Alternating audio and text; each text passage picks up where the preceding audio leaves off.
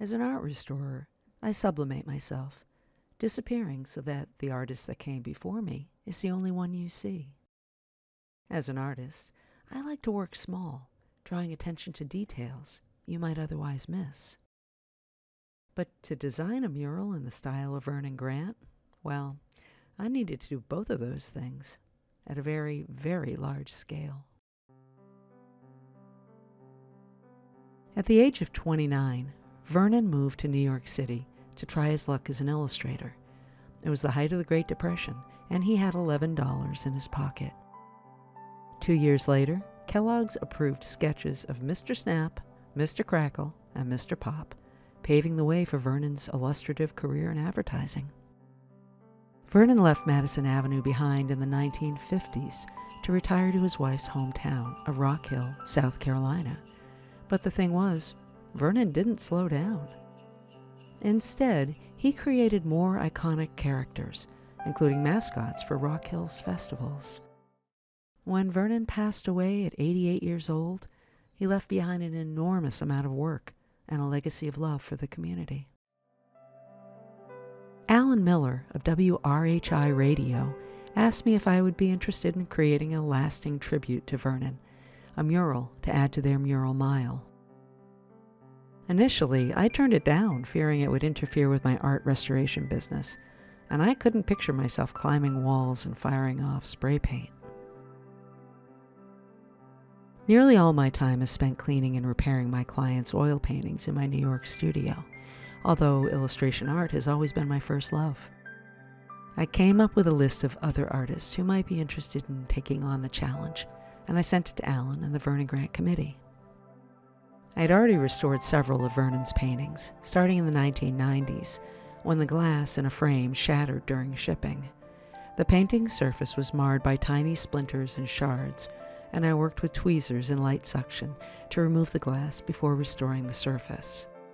It was unusual to see an original Vernon Grant then, and it still is, because Rock Hill and Vernon's estate have kept nearly all of his paintings.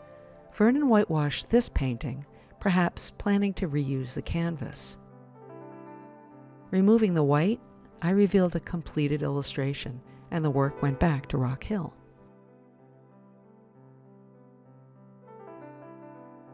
Others are in private collections, like this unfinished work.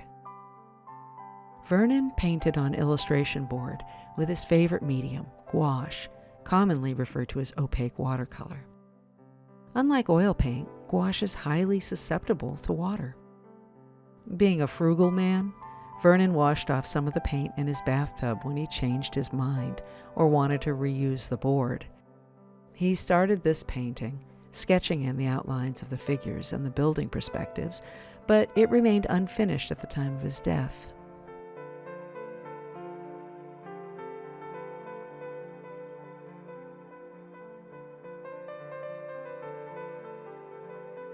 I worked closely with Vernon's family and friends to finish the scene in a way Vernon might have.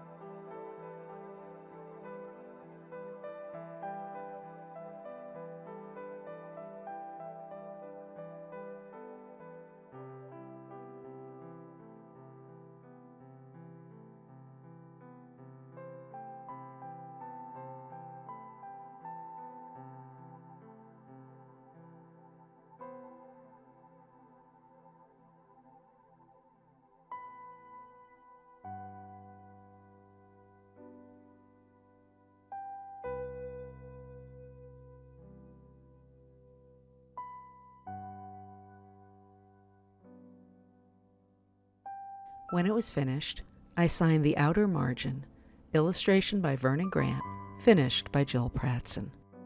I wanted to be clear that this was a collaboration, and I also wanted to be sure it couldn't be sold on the market as a completely authentic Vernon Grant.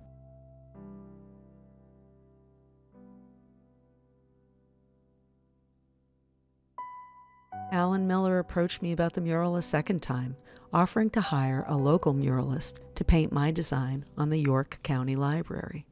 This sounded like the perfect compromise, so I flew down to Rock Hill to meet the committee and Vernon's family and see the proposed site.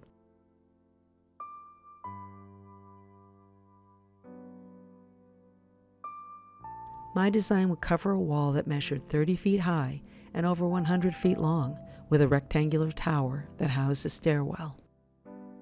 Touring Rock Hill with the committee, I saw that vernongrant is everywhere, on banners, on plaques, and in the tile mosaics in beautiful Glencairn Park. Now that I had met Vernon's adopted hometown, it was time to start sketching in earnest. But we need a story, Alan insisted. Vernon always told a story.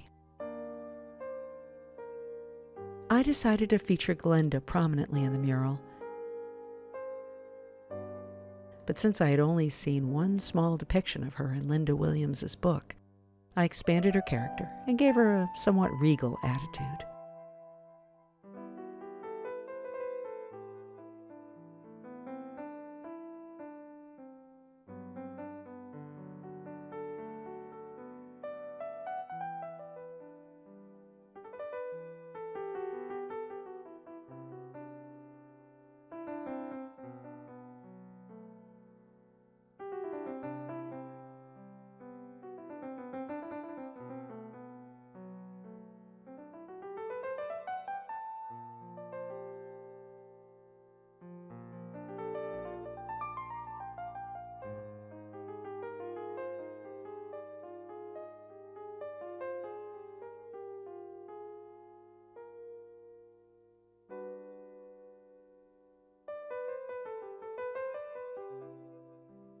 For snap, crackle, and pop reference, I went first to his published illustrations from 1933.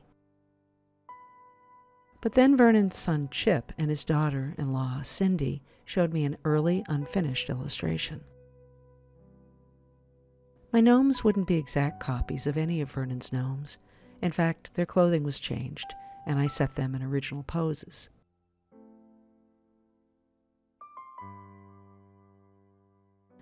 Interpreting another artist's style is tricky. You never want to make a cartoon out of someone's hard-earned reputation, even when they drew cartoons. I hoped that by drawing and redrawing Vernon's gnomes until they felt like second nature, I would get to the essence of his work, and not simply mimic his style. The more I studied, the clearer it became that Vernon had been well trained, and he knew the rules of anatomy well enough to break them. Each time I practiced a character, I exaggerated its attributes as Vernon had, elongating fingers and toes, enlarging ears, and shortening legs.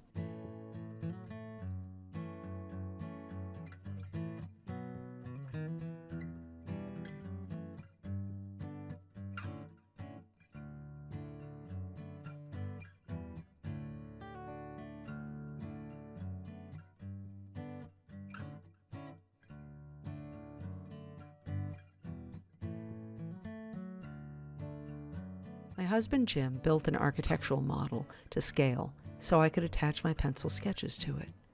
With that, I could work around the doors, windows, and tower cutaway more easily, incorporate them into my design, and present two concepts to the committee. After a couple of rounds of changes, we settled on a final design, and I rolled up my sleeves. I chose Arch's cold-pressed paper, which is strong and has a thirsty surface, but it's lightweight. The Arts Council in Rock Hill agreed to hang my paintings in their gallery on Main Street when the mural was unveiled during the 2022 Christmasville Festival, so I would need to roll the finished panels and mail them down south after they were painted. First I sketched in pencil, and then I painted in gouache, just as Vernon had. Gouache dries flat and very quickly on paper or board, and that was one reason Vernon was so prolific. Chip Grant described watching his father paint a section, and then flip the board so he could work elsewhere while the first area dried. Gouache is very forgiving, unless you try to correct a spot after it dries. The paint dries darker or lighter than the color on your brush. If I changed my mind about something, I'd be better off repainting the whole area.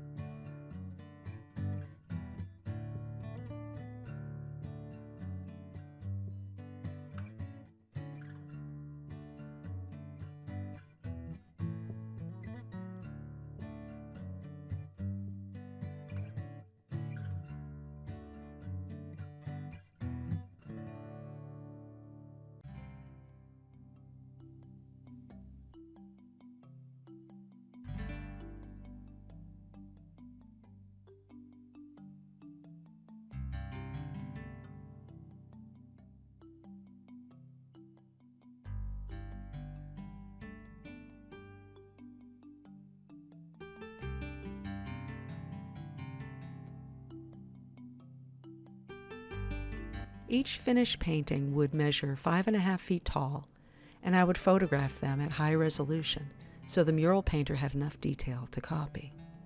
Imagining Christmas in South Carolina was a pleasant distraction from summer in Manhattan. I worked late into the night, sometimes all night, escaping into Vernon's flowing landscapes and his enigmatic black water as it disappeared under rocky arches and anthropomorphic castle walls. Looking out at the Manhattan skyline, I studied the jewel-like colors of the lit windows in black buildings, just as Vernon had decades before. Alan Miller requested a soaring castle that could be seen from far away, so I drew two, one for Santa and one for Vernon. I placed Santa midway up the wall outside his castle, larger than life, but still visible from the ground, and in the upper right corner I connected the castles, since clearly the two men were good friends. Vernon's architecture was wonderful, impossible, and almost alive, and that gave me permission to bend the castles and make them smile or look surprised. After she saw my building, one committee member said, "I want to live in that castle." Vernon's castle features Mother Goose flying past the moon, a pretty faithful depiction of Mother Goose from his children's book. On that same wall, Vernon's mysterious yet welcoming red stairs are a close copy of one of Vernon's illustrations, with a few liberties taken. Just above, I placed a gentleman in a car reminiscent of the Anderson cars that were built in Rock Hill in the early 1900s, while the gnomes just below adjust signs that celebrate Rock Hill's two festivals, Christmasville and Come See Me. Glenda's pale periwinkle gloves come directly from my mother-in-law's dresser drawer. It made sense to have Glenn serenading Glenda, since the Grant family have played banjo and other instruments for generations, and still do, but I decided Glenda should also serenade Glenn. Glenn the Frog, the mascot for the Come See Me festival, required almost no reinvention, except in what he was wearing. Glenn's sneakers are a nod to my husband. I painted Vernon himself in black and white, with one of the family's boxers sitting alongside him, both to separate the man from his colorful characters and underscore the fact that he was a real person. I kept my fingers crossed that Chip and his wife Cindy would approve the larger-than-life cartoon of his father, and they did. When Vernon and his wife Libby settled in South Carolina, they established a 670-acre farm, a former cotton plantation, just outside Rock Hill, which they named Pine Tuck. Vernon became a gentleman farmer, researching sustainable farming practices to help replenish the soil. I wanted to pay homage to Vernon's love of the land by incorporating some of his bold graphics into the upper right corner of the mural. Finally, I added two children reading, where I had observed kids running to and from the library entrance. Working around the large library windows, I painted 3 mischievous gnomes inspired by Snap, Crackle, and Pop. Finally, the paintings were done, and the library was getting primed. We photographed each panel, emailed the images, and rolled up the panels for shipping to Rock Hill. From 670 miles away, the committee sent updates on the mural's progress. Their local muralist, Osiris Rain, projected my design onto the library walls at night and started painting with spray cans and brushes. While I waited for November and my trip to Christmasville to witness the unveiling of the mural, I pulled details from the paintings and made coasters and prints to sell in Rock Hill during the festival. I framed a few of my preparatory sketches to exhibit and shipped it all to the gallery at the Center for the Arts.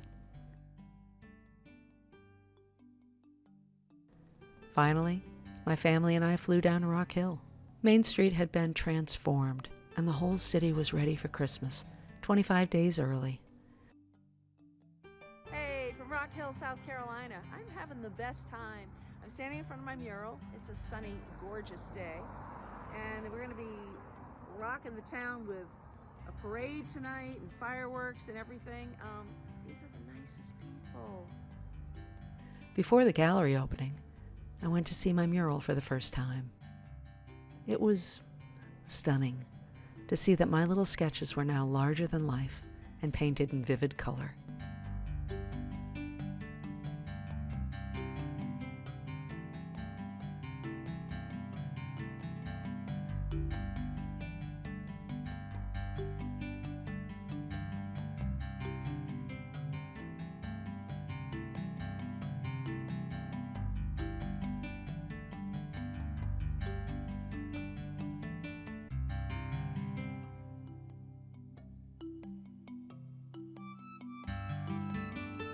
All right, ladies and gentlemen, boys and girls, let's count it down.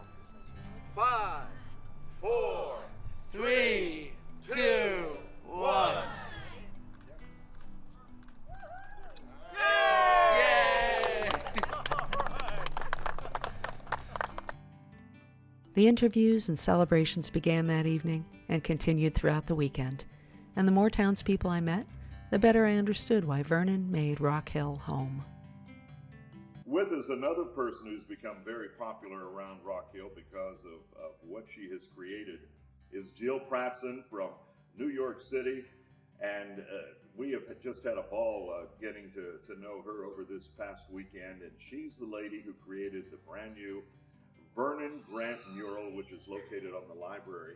If you're downtown, if this is your first trip down in the last month or so, you need to go by and take a look at it. Those paintings are on display here. Yes, they're right here, right across the street at the Center for the Arts, and I'm really excited to see them up on the wall and see everybody interacting with them and finding all the details. Vernongrant Santa and works by Jill Pratzon, it says on the top here, so I guess that must be you. That's kind of thrilling to see my name up there, yes. And of course your name's on the wall over here. Oh, your inspiration was Vernongrant, but you made this mural your own. I did. I've spent, oh goodness, a long time in Vernon's head, mostly through every image I could find, did a lot of research, and I like to pull out details that Vernon used or might have used and mess with them a little bit. A couple of them are right out of his illustrations, but the rest of them, they're characters I created, they're gnomes I created that I thought felt like him. You know, a lot of you knew Vernon Grant, and I am no Vernon Grant, but I really loved stepping into his pointy shoes and, you know, playing. Everything is taken from Vernon's life, something about it, something he illustrated. The red stairs, they're from a specific illustration. The castles come from a specific illustration that he didn't make those like that, but he made a style of building that really spoke to me. This was a devotion to the way Vernon looked at the world.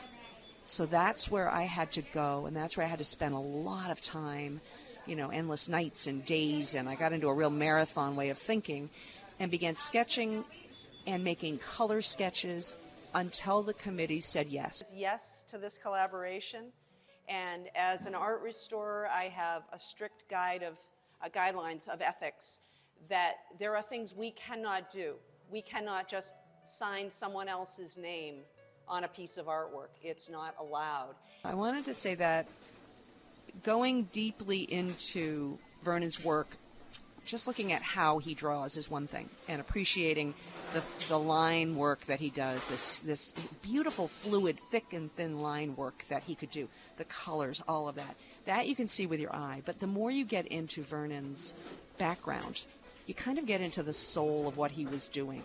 And the fact that he grew up in Nebraska during, you know, the Depression, and brought with him a sense of, you know, you use what you have, you find your way through with what little you have. Just really connected to him. I had always admired him, and while a lot of people in the art world didn't collect Vernon Grant, because you guys have kept all of his artwork here, smart, but when I saw his work years ago, I connected to him. And I still feel that connection today. I keep saying, I may be done with Vernon, but I don't feel like he's done with me. Magic of Christmasville. As you leave Christmasville, as you get ready to head back to New York tomorrow, what are your thoughts, reflections on what we've created here? Wait, I have to leave? Oh no! I mean, I cannot believe. You don't have to.